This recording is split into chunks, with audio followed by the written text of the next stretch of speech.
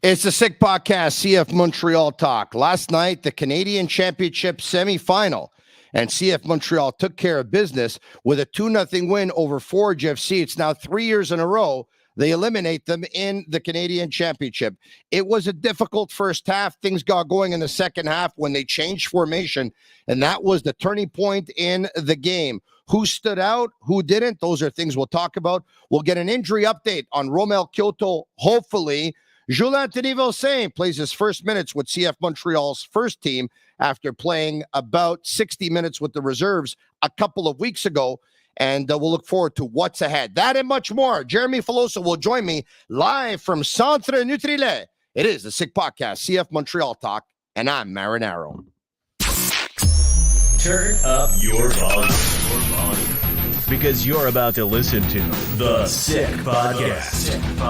CF Montreal Talk. Here's the chance. They've got the goal. Absolutely incredible. Cameron Porter delivers the goal to send Montreal Impact into the CONCACAF Champions League semi-final. The sickest CF Montreal podcast. It's gonna be sick. Marinaro, the Sick Podcast, CF Montreal Talk, joining me right now from 98.5 FM and EMFC Radio, which is your CF Montreal podcast en français with Gavino Di Falco. He is none other than Jeremy Filosa. Jeremy, what's going on? Going very well, Tony. It's a beautiful morning here at Nutrilait. Players will jump on the field around 11 o'clock Eastern time. They're right now recuperating in the gym a little bit, but I'm guessing smiles are going to be back on players' faces this morning. Jeremy, we wanted to do this as early as possible this morning because, of course, fans are awaiting this after the Canadian Championship win in the semifinal last night. At the same time, we don't have an update for Romel Kyoto yet, or do we? No, we don't, but Coach will surely give us an update later on today after training. Coach Losada will talk to the media, and I'm guessing we'll get an update at that moment. He told us at the beginning of the week that we would get an update on Thursday. But to tell you the truth, Tony, it's not looking very good for Romel Kyoto. I expect him to be out many weeks, unfortunately. And that's a subject that we might want to tackle on today's show. Yeah, and you know what, Jeremy? We've been through this before. We've seen this movie before. When you're supposed to get an update a couple of days before and you don't, which all of a sudden it means a scan. And then all of a sudden means if you're not going to give an update, it's because you want to have maybe another test or another scan. Usually it doesn't bode very well. And we have people whispering in our ear that it doesn't look good for Romel Kyoto. And so, you know, it's unfortunate for him. But at the same time, it opens the door for somebody else. And we're going to get to that a little bit later. If we can, let's bring up the starting lineup in last night's game. And there you have it. There was a little mistake here by One Soccer because Sirois was indeed in goal. But the back line, Jeremy, that had Camacho and Corbo to his right and Waterman to his left, it was actually inverted, all right? So that should show Waterman on Camacho's right and Corbo on the left with Wanyama and Chouanière in front of the back line. Zachary Broguillard is your right wing back. Lassiter's your left wing back. Miljevic and Duke are in behind Sanusi Ibrahim. So there you have it. On the bench, Pantemis, Ofer, Saliba, Herrera, Campbell, Rea, and Jules-Anthony Vilsaint. What did you think of the starting lineup, a team that was playing, what was it, game 6 and 18 or something like that? Yeah. Well, listen, I mean, obviously, when you look at guys like Sirois, and we can talk about, the non-start from Pantemis also, I think that's a topic this morning.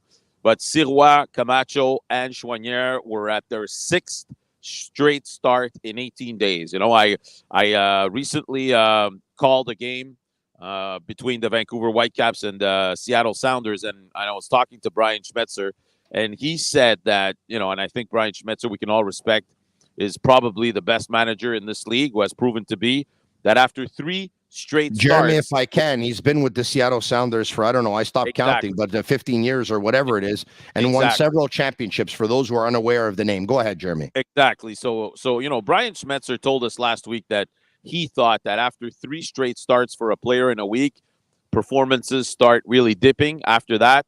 I trust that opinion of his. I think he's got enough data. So, yeah, I was a little bit scared. I'm a little bit afraid for Camacho, Choinière. I understand Choinière was a particular situation because he's playing against his brother. I think everybody wanted to see that matchup and everything. But, I got to say, the fact that certain players right now are not involved at all. Hamdi was not dressed. I don't know if he got hurt or whatever. He was not dressed at all. Iliadis, not dressed at all. Again, guys like Quizera, not with the team also. Jabang. The thing is, Tony, when you're going in a stretch of 11 games in 36 days, for me, it's so important that everybody is involved. It doesn't have to be the role of a starter, but you need to give minutes to everybody. Otherwise, you're not going to make it through the stretch alive. I'm telling you. I'm going to tell you something about Iliadis. Yeah. Everyone talks about going down to play when you're not playing much. And we know that the players aren't crazy about going down to play for a team that's playing in the PLSQ. We know that. Yeah. There were a couple of players last year that when they got called down to play, had a little bit of a prima donna attitude. As a matter of fact, they didn't even want to dress. They didn't want to be in the same locker room as the team. They wanted to be in the separate locker room, which was the pros, because they're pros and the other guys are not. But, real ones, they take advantage of an opportunity and they make their talent show, and others don't. And others maybe try, but they don't end up looking good. And I'm going to tell you this. Iliadis, unfortunately, going down and playing with the reserves a couple of weeks ago, he didn't look good in the first half particularly. He really didn't look good at all. And when you go down and you don't look good, it has a lot of sorry? He did score a goal, though. He scored a goal because Jules-Anthony put it in an empty net for him, and he basically told him to touch it in. I mean, you would have scored it. I would have scored it. I understand. Tony, and Yellow at Master Control would have scored it too. But Tony, this is the thing: is there are times in the year where you're not going to address certain players because you prefer others, and that's fine. Yeah. But not in a stretch like this. And this is not the moment to start picking and choosing. Iliadis had 2 straight starts, which were okay. He got ejected by in one of them. He had a red card. We have not seen him since. The reality is, Tony, at this moment, priority number one is fresh legs. I don't care about the rest. No, you're not wrong. You're not wrong. And we will get to it in a second. I do want to say this to Iliadis' defense. He looked a lot better a couple of weeks ago with the reserves in the second half playing as a wing back than he did in the first half looking as a 10. And I'll also say this, it's very difficult to look well in that system where a lot of players are complaining about the system. A lot of players are complaining about the tactics. A lot of players are complaining about the coaching. And, the coach, he's a little bit rusty, all right? He has spent more time probably behind the desk putting together programs than coaching a team of that level. But that's... Well, we all know why that situation ended up the way it is, right? We don't have to go back to that. Meaning what? Okay, so meaning that Sandro was supposed to be the coach, correct? Exactly. All right, but I mean, somebody put the coach there, correct? The assistant, somebody put him there. Yeah. Well, he's a hire of the technical director of the academy, who obviously that's not your best hire. No, I understand, but let's get back to yesterday. Let's get back to this. Okay? Yes. So I like the fact that in a Canadian Championship game where the challenge might not be as strong, they tried something yesterday. They moved Waterman back to his natural position on the right side of the central defense, moved Corbo to the left. It's only a CPL game. It's only a Canadian Championship game. But I think that test has given us information. And I think Losada probably liked what he saw. Corbo is a type of player you don't really have to worry about. You had to make Jeremy, you had to make the change because Waterman's coming off a very, very lackluster performance in Jersey at Red Bulls, of course. And we see him getting beat by a lot of long balls. But you're right. Waterman is more comfortable on the right than he is on the left, Jeremy. 100%. Exactly. And you know what? Right now, aside from Thorkelson, you don't have a central defender that's naturally left-footed. And that's a problem. It's a problem right now. So you got to try to find which one is the least bad option. And I think Corbo, I mean, he's so well groomed, and you can tell this guy played in Italy, and he was prepared to play as a central defender. And I think from now on, if one guy needs to play on that left side, it's probably going to be him.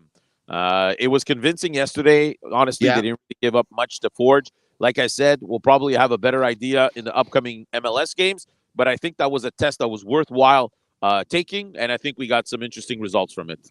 So now I know what you're getting at when you said fresh legs, all right? Some would have said, and by the way, you saw fresh legs. You saw some examples. You saw Sanusi start instead of Ofer. There's some fresh legs. You saw Zachary Broguiar start instead of Herrera. There's some fresh legs, okay? I know what you're alluding to. You're alluding to Campbell could have probably replaced Camacho, and he did not, okay? Where was Thorkelson yesterday? Not even dressed. Why? You're alluding to maybe Chouanière could have had the night off. And you talked about Sirois, and I'm going to say this. Yeah. Okay, so with Pantemis healthy again, and Sirois, who had done great, and they had won 6 straight in 2 different competitions, but then they had lost 2 straight. There was an opportunity to go with Pantemis yesterday. But the reason why I think they went with Sirois yesterday, and the reason why I think they went with Camacho yesterday, is that Hernan Losada put a very big importance on this game, Jeremy, and he did not want to go with players that were cold. He wanted to go with players that were in the moment. And you know what? I can appreciate Losada seeing how important this competition is, because in previous years, the team, the organization, the coaching staff didn't seem to put as much importance on this competition as a season game. And I agree 1,000% with Losada, and it's probably not the sexy thing to say, but I agree with Losada when he says winning a trophy is important for this club, and we're going to try and go for it here in the Canadian Championship. I agree 100%. I said it for years. I complained about the fact that they didn't take this competition seriously. Do you know how many American MLS teams would like to have, this type of a road to a trophy and be able to qualify for the Champions League?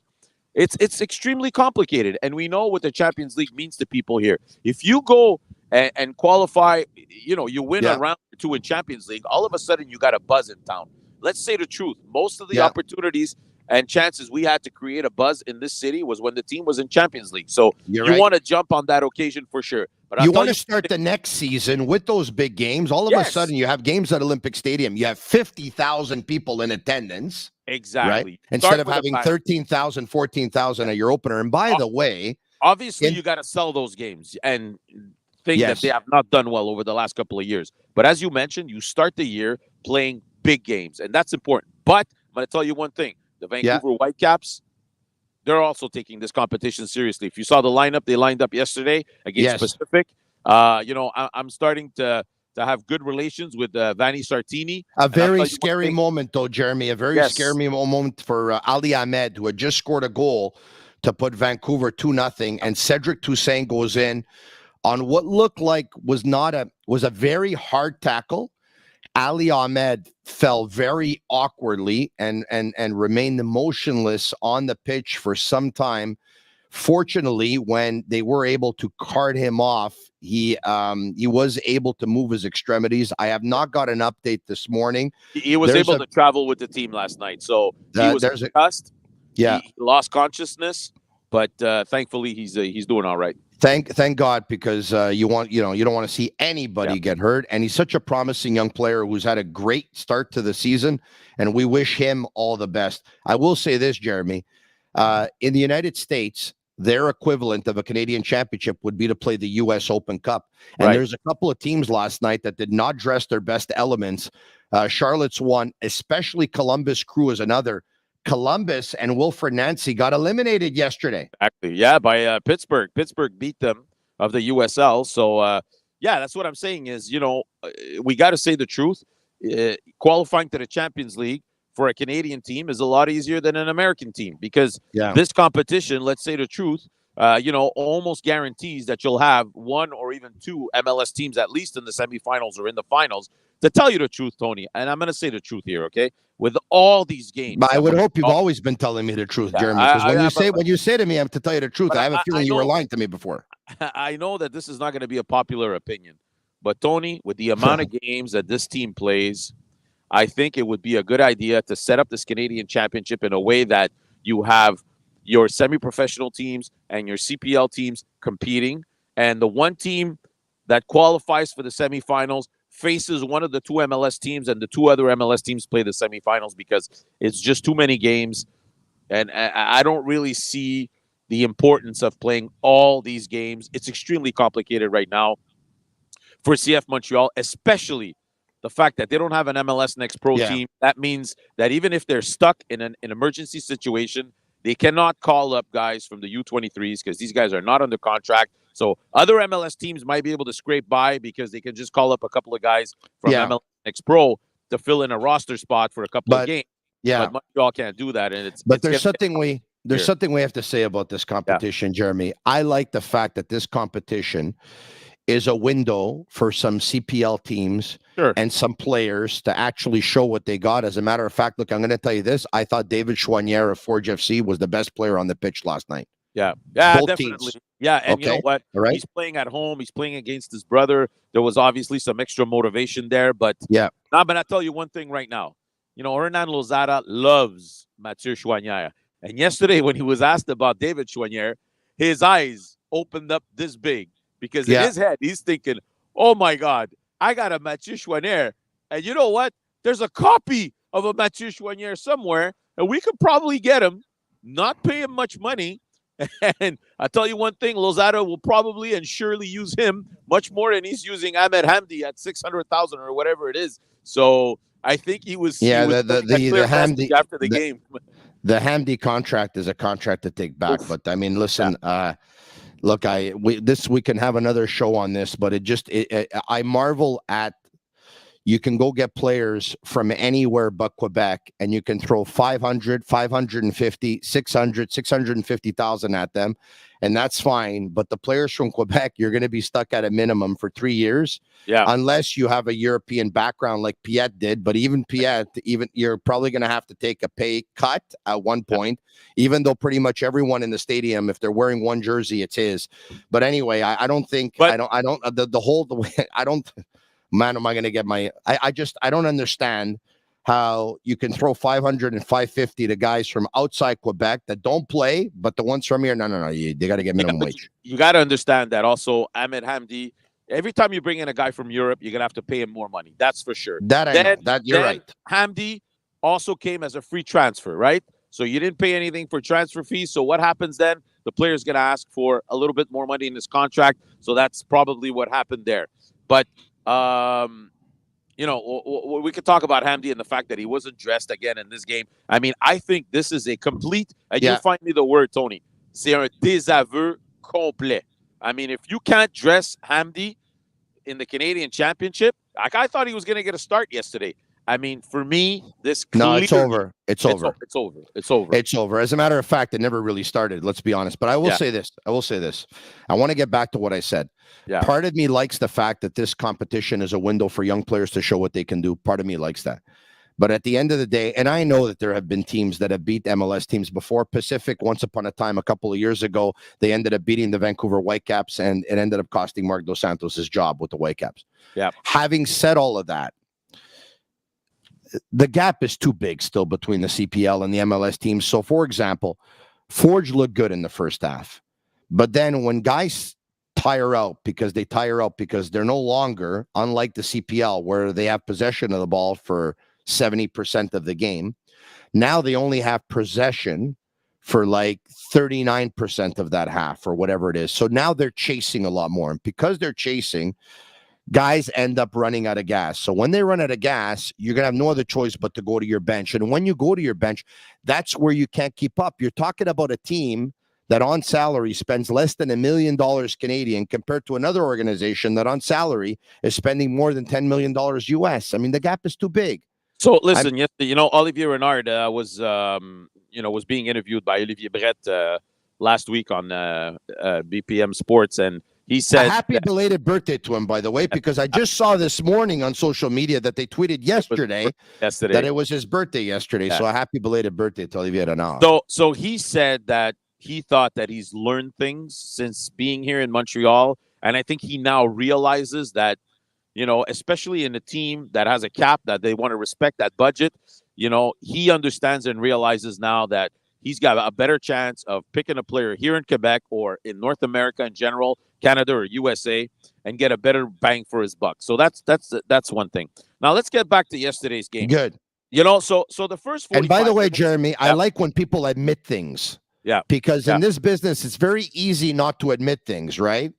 Yeah. So And I think it shows a sense of security and I think, Tony, that's the direction and humility. take from now on, and I like that approach, because if you're going to bring somebody from Europe, for me, he's got to be a game changer. Otherwise, I don't even want to hear about it. And I'm going to give the example of Lassiter in just a minute, okay? Player that came from MLS. So first 45 minutes yesterday were extremely painful to watch. Honestly, I mean, you would never want to watch another 45 minutes like that. I thought at the end of the first half that the official was going to add 45 minutes for wasted time, because that's pretty much what we did. But it benefited Montreal, because with those tired legs and playing every 3 days, for Montreal to be able to play the first 45 minutes where basically there was nothing happening and the two teams were only studying each other, I thought benefited Montreal, because they were able, I think, to preserve those legs a little bit for the second half and also for Saturday's game against Miami. Now, at halftime, Hernan Losada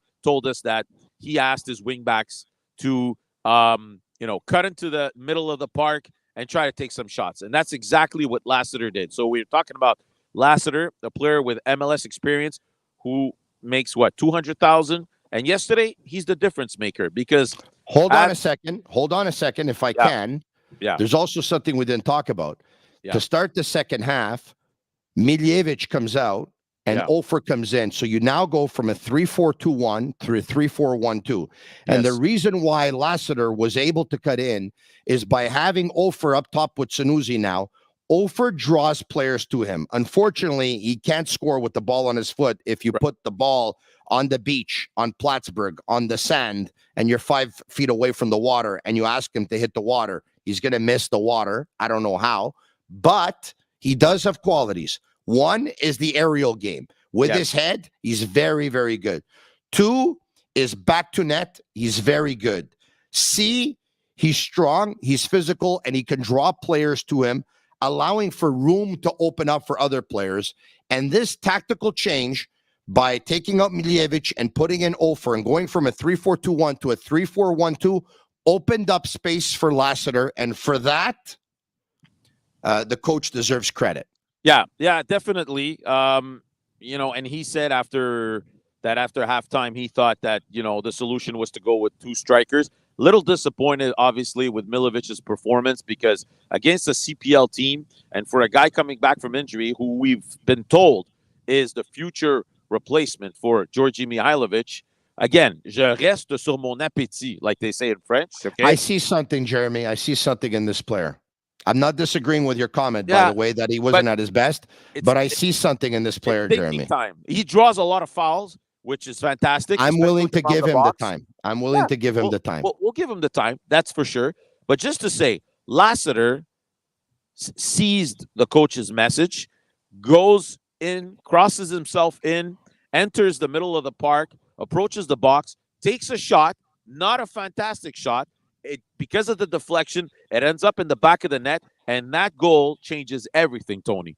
Because now Hamilton is forced to open up the play. The first half went exactly the way Hamilton wanted, but after that goal, it changes the complexion of the game, and we saw Montreal become much more dangerous at that point. A lot more shots on net, shots on target, shots that were missed. But the game really the first half it was 0 shots on target to 0 shots on target. There was nothing happening. It was horrible. It was horrible, Tony. Hey, what was the final attendance in the game last night? I don't think you put up a picture at one point, and by the way, this is not indicative of the stadium. Okay, it's obviously one section, because most people were sitting, I believe, in the middle sections. Correct? I would guess, yeah, most people were sitting facing the press box, so to the right of this picture. But this still gives you an idea of what it looked like behind the net. And I mean, this is a supporters section right here. You would expect if there's one spot in the stadium that would be busy, would be occupied, would be this one, because these are the fans that are the most involved and engaged. So, Tony, I mean, I this understand. hurts me to see this, Jeremy. Jeremy, it hurts me to see this. You have no idea how much it hurts. It hurts, okay? And there's blame to be taken everywhere, okay, Tony? A lot of fans tweeted me yesterday saying, I didn't even realize the team was playing. I only realized it when I started following your tweets and realizing that there was something going on. There was a game going on. This is a problem.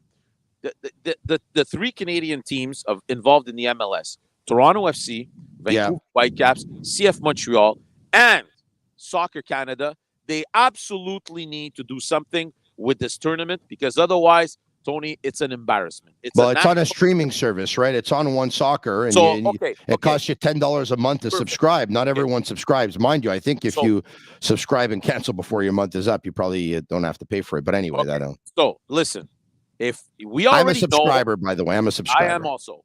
So we already know that One Soccer has said it over and over and over, pro media, that if there's an offer on the table from a broadcaster, they'll sell games. Sense, they will sell games. So what I'm saying is, if I'm CF Montreal and I'm the Whitecaps and I'm Toronto FC and I'm the Canadian Soccer Association, I sit down with One Soccer, I sit down with TSN, with RDS, with Sportsnet, with TVA Sport, or I don't care who.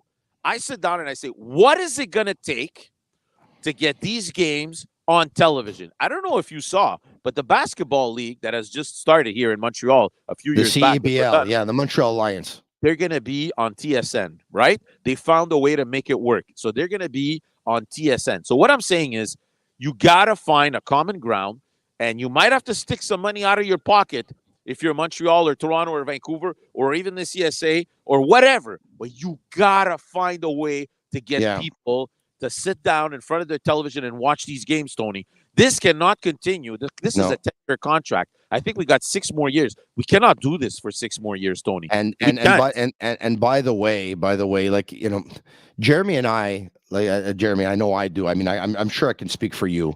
We get stopped like all the time from people telling us that Montreal is not a soccer city. And we lose our mind trying to defend that Montreal is a soccer city. But when images like this come up of all these empty pockets of seats, it hurts, because then you know, like, it's almost like you have to say, maybe I was wrong. We still don't think we're wrong. We still think many balls have been dropped.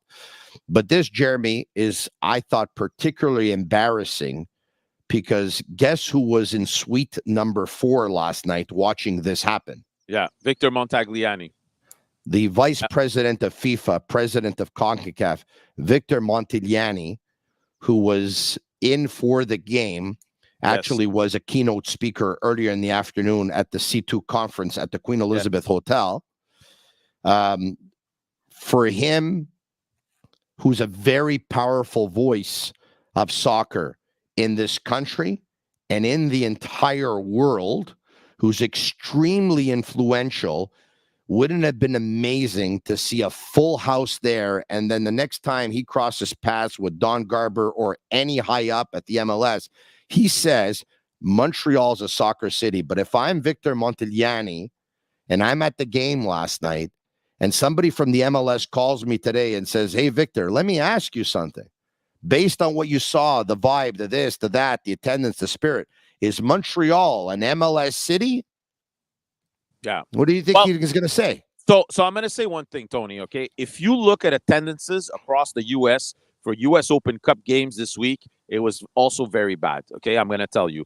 Pretty much everywhere it was empty, unfortunately, okay? But what I'm saying is, Tony, is soccer here can work. The only thing you got to do, market the competition better. You gotta run the organization properly, okay? That's all you got to do. All you got to do. If you're an owner here and you run things normally, we're not saying you got to spend $15 million on a player. No, you just got to do what every other MLS team is doing. Field some, a couple of players that maybe are renowned, upgrade your stadium, show people that this is serious business, it will work. That's all you need to do. That's all. You don't need to do anything else. Now, for me, this situation is extremely dangerous. Put your reserve team in the MLS Next Pro. Market those players accordingly. Make sure that you have better players there than you actually would in amateur soccer clubs around the city, which you don't. Don't give anybody the excuse of saying, this team, this league, or whatever, it's not serious. You understand? Don't give them that possibility. Yes, you're right. So what I'm saying is, Tony, la situation, elle est grave. It's time for people to sit down around the table and find solutions, because we don't want to see this anymore in our teams. And people saying it was cold last night. It wasn't minus 30. It was 8 degrees. If you wear a couple of layers, you wear your toque and gloves, you're okay to go to yesterday's game. And a lot of people are saying, yeah, but it's Hamilton. Nobody cares about Hamilton. But we people go to MLS games. They don't really care about Real Salt Lake or whatever. You come to see your team. Now, if that would have been an outdoor hockey game last night, there would have been 30,000 people, and everyone would have been wearing their winter jackets, their toque, their hat, their gloves, their scarf, their this, their that, their neck warmer. So Long you johns. have to give fans no excuse to not want to come. But at this moment, there are excuses. There are a lot of excuses. Yeah, but excuses are for losers. All right, okay. Now, in the end, Jules-Anthony Vilsaint finally plays his first minutes with the club, with the big club. I, for one, very, very happy to see this. You know how much I love the young man. I believe in the young man. I haven't seen him in a while, or I haven't talked to him in a while, but I have seen him for most of his career, with the exception of him obviously leaving for France and for Belgium over the past couple of years. I remember the talent. Based on a couple of movements that he did yesterday, I believe the talent is still there. I know Sanusi scored last night, and I tip my hat and I give him credit for being opportunistic and pouncing on a mistake. I still think that he got generous minutes yesterday, because I would have brought in Vilsaint earlier. But they say it's better late than never, right? He got himself a good 10 or 11 minutes. I'm happy he did. Were you able to see anything in those 10 minutes? Absolutely. I mean, in the first minute he came in, he created himself a scoring chance. Maybe he closed himself off a little bit too much before he took his shot. But hey, listen, these are his first minutes. His first touch let him down a little bit. The ball got too ahead of him. Yeah, exactly. But you know what? He was probably extremely nervous, and that's normal. That's part of it. But I saw something yesterday in those few minutes that I hadn't seen from other players. He has a dimension up top that we don't have right now. And I'm sure Losada must have been really happy to be able to give him those few minutes, because right now, let's say the truth, Tony, there's an open door there. There's an open door. And a young guy like him, if he gains the coach's confidence over the next couple of weeks, let's say he plays 20 minutes next game, 30 minutes after that, or even a full half or 60, we might have something here. We might have something. Clearly, Jeremy, very unfortunately, up until the game last night, he hadn't yet, because if he had, the coach would have played him already, okay? I think it's unfortunate that it took this long for him to get in. I am very, very happy that he was able to get in. I hope we're going to see him a lot more. And Jeremy, I'm telling you, I've said something since day one.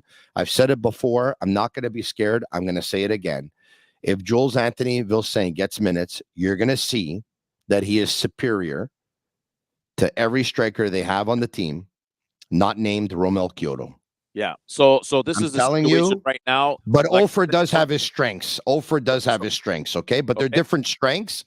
But Sanusi and Sanusi, I don't see it. Listen, let's talk about reality here. Okay. The reality is the next transfer window doesn't come until early July. So there's going to be nobody coming here anytime soon. We're not going to do what hockey shows do, like in September, they talk about who we're going to get at the trade deadline. We're not going to do that today. We're not going to talk about who they're going to get in 3 months, okay? We're going to talk about what they have right now. Okay. One option that they have, and hopefully Lassi Lapalainen isn't hurt. We're going to get a confirmation today because he wasn't dressed yesterday. That's a little bit curious. So I think Lapalainen, at this moment, Tony, you got to move him up top permanently until Romel Kyoto comes back. You might need him on occasion on the left side. I would like to see Iliadis as a second behind Lassiter, okay? And move Lapalainen permanently up top, because I think he's the only guy right now who can give you secondary scoring at the striker position. He can play right wing back too. Yeah, but he can alternate with Herrera. Yeah, so Herrera's there, Zach Brault-Guillard is there. You might not need him at that position, but I think right now you have a real lack up top. You're not going to be able to bring anybody in for the foreseeable future. So I think he's your option at this moment. We'll see what happens. But that's not a bad idea because Kyoto's hurt and Mason Toye is hurt. It's not a bad idea. Exactly. And it's probably going to be long-term for both of them. Kyoto, we're talking about another 2 to 4 weeks. Sorry, Toye. Same thing for Piet. And Kyoto, we'll find out today. But let's hope, 2, 3, 4 weeks and not, 8 to 12. You know what I'm saying? All right. Okay. So Inter Miami next up. Yeah. Next up, Inter Miami. This is a team that Montreal unfortunately lost to in the opening game of the season. We remember that's the game where Pantemis got hurt. It was a little bit of a disappointment for Montreal. They maybe would have earned or deserved a better result. But this is going to be a tough game. The good news is you're playing at home, I don't really know right now. I'm trying to scratch my head and thinking who's going to start in this game, but I can't for the life of me believe that Camacho and Choinière are going to be in the starting 11 again. I remind everybody. Well, I know who's going to start for sure. Yeah, go ahead. Duke and Losada are going to start. Possibly. They're both going up against their former team. Yeah, they both came out in the middle of this in the middle of the game yesterday. They're going to want to obviously prove to Miami that they made a mistake letting them go. But, I think those two guys are, after all is said and done, I think they're happy with the move because they're getting a lot of playing time here in Montreal right now. It was a good move for CF Montreal, Jeremy. We talked about it. It was necessary at the time. It provided a spark plug and it provided depth. Yeah. And they traded away a player that, as good as he was a year ago, they did have depth at that position. Maybe not too many left-footed center backs, with the exception of Thorkelson, but they did have depth. And, I agree with you. I liked Corbo last night. I did. Yeah. And so just to let you guys know where we're at in this situation. So we have now played 6 of the 11 games in 36 days. So there are another 5 games to come, back to back to back to back, weekend, midweek, and weekend. So there's going to be a lot of soccer to be played. Let's just hope we have a few men standing after this is all said and done. Back to back to back to back to back. It reminds me of the password back in the Flintstones at the Water Buffalo Lodge. Remember that one? Everyone back to back. No. Everyone had to give a password. And one day, Wilma and Betty tried to get in, but they were under disguise, right? Yeah. And they didn't know what the password was, so they listened to the person in front of them, and then they got it. Dak, a dak.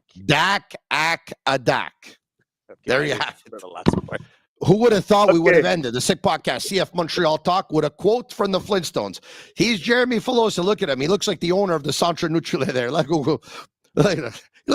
look like you own the place. I look like Goggles Paisano. Do you remember Goggles Paisano? Of course. He was driving up the wall there like he was coming home from work on the freeway. But my God, it's you got a really good spot there. It looks like the training facility is inundated with members of the media just dying to get images of this practice. We're actually going to be 3 or 4. I saw some media members show up here during the podcast. So I'm going to go join them now. Take care. Thanks for doing this. We'll talk to you soon. Ciao. For Jeremy Filosa, I'm Tony Marinaro. You can subscribe to our YouTube channel to cover CF Montreal Talk on the Sick Podcast. It's absolutely free. And subscribe to our and follow us on Twitter for all the latest updates of CF Montreal at SickPod, CFMTL. CF Montreal, 2-0 winners versus Forge FC on goals by Lassiter and Ibrahim. Good for them. They move on to the Canadian Championship Final when they're going to visit the Vancouver Whitecaps at BC Place on June 7th. Between now and then, they host Inter Miami on Saturday night. We'll be back in a couple. Ciao for now. And that's a wrap. Hope you don't miss us too much until next time. Follow the Sick Podcast, CF Montreal Talk on YouTube, Instagram, Facebook, Google Play, and Apple Podcasts.